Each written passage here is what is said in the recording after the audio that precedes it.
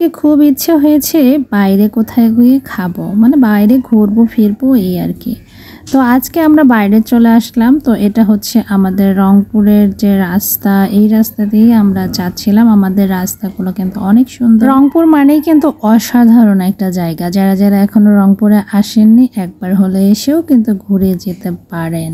আমি কিন্তু প্রায় রংপুর ভার্সিটির কাছাকাছি চলে এসেছি। রংপুর ভার্সিটির এটা হচ্ছে নতুন গেট তৈরি হয়েছে, কিন্তু এখনো ওপেন করেনি। গেটটা এত বেশি সুন্দর হয়েছে কি আর বলবো। নিজের এলাকার নিজের ভার্সিটি বলা চলে, তাই না? রংপুর ভার্সিটি মানেই তো আমাদের এই ভার্সিটি। ভার্সিটির সামনে ভিতরে কত মানুষ, কত আমরা যে আড্ডা দিয়েছি না, কি আর বলবো। তো আমি নেক্সট অবশ্যই আপনাদেরকে ভার্সিটির ভিডিও। এদিকে দেখেন এখনো মানুষের ধান ভুট্টার কাজ শেষ হয় নাই, রাস্তাগুলো করে রাখছে এদের কাজ করার জন্য, তাই না? কাজের জন্য কিন্তু আমাদের অনেক অসুবিধা হয় যাতায়াতে। তো দেখতে দেখতে চলে এসেছি আমরা একদম গ্রামের একটা হাটের মধ্যে। দেখেন হাটের মধ্যে এই চাচাটা এখানে কলা বিক্রি করতেছে, শুটকি, যা যা চাই, পান সুপারি সব কিছু আছে। তবে কি জানেন, শহরের তুলনায় গ্রামের এই সাইডের বাজারের দামও কম, আবার অনেক ফ্রেশ। অনেকে আছে রংপুর শহর থেকে এসে এদিক থেকে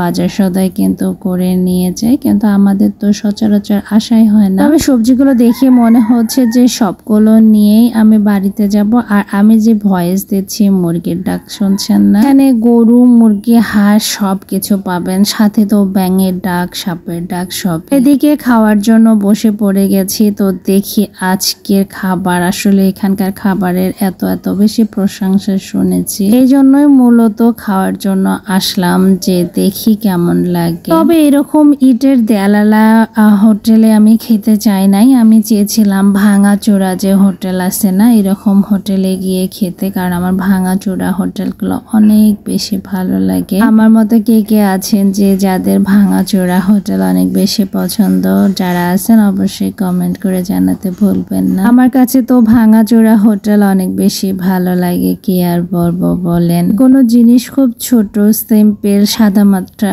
এই জিনিসগুলো আমাকে অনেক বেশি টানে, কেন জানে না। এই সাইডে এরা কি যে একটা কাহিনী করতেছে, ওদের কাহিনী দেখে আমার অনেক বেশি হাসি পাচ্ছিল। তারপর আর কি করার, অনেক বেশি ক্ষুধা লেগেছে। খাবারের অপেক্ষায় আছি, কখন এই খাবার আসবে। খাওয়ার জন্য বসে বসে অপেক্ষা করছি কখন আমাদের খাবার আসবে। অপেক্ষা করতে করতে আমাদের খাবার দাবার চলে এসেছে। আমি তো একদম হামলে পড়েছি খেতে, কিন্তু দারুণ মজা ছিল। এদিকে আমার ছেলেকেও দেয়া হয়েছে। প্রথমে কিন্তু হোটেলের ছেলেটা না আমার ছেলেকে ভাত দেয়নি। আমি বললাম যে আমার ছেলেকে কেন দেননি, আমার ছেলেই তো সবকিছু, তাই না? আমার ছেলে না খেলে আমাদের কি খাওয়া হবে? ও খাক বা না খাক, জয় করুক না কেন, কিন্তু ওকে দিতে হবে। তবে সবকিছু ঠিকঠাক ছিল, কিন্তু গরুর মাংস দিয়ে ভাত খাচ্ছি, ভাজা ভাজা মাংস খেতে দারুণ, সবজিগুলো ভালো ছিল। সব থেকে বড় কথা কি জানেন, এত বেশি গরম লাগছিল, কি আর বলবো। যাদের যাদের রংপুরে বাড়ি তারা তো চিনবেন, এটা হচ্ছে বৈরাগীগঞ্জে। এখানে বৈরাগীগঞ্জ থেকে এই হোটেলটাতে একদম ভাজা মাংস দিয়ে ভাত খেয়ে আসে। যাদের খুব ভাজা ভুজি খাওয়া পছন্দ, মানে একটু কড়া পাকে রান্না খেতে চান, অবশ্যই এখানে যেয়ে খেয়ে আসবেন। তো সবাই ভালো থাকবেন, সুস্থ থাকবেন, আমাদের জন্য দোয়া করবেন। আল্লাহ হাফিজ, আসসালামু আলাইকুম।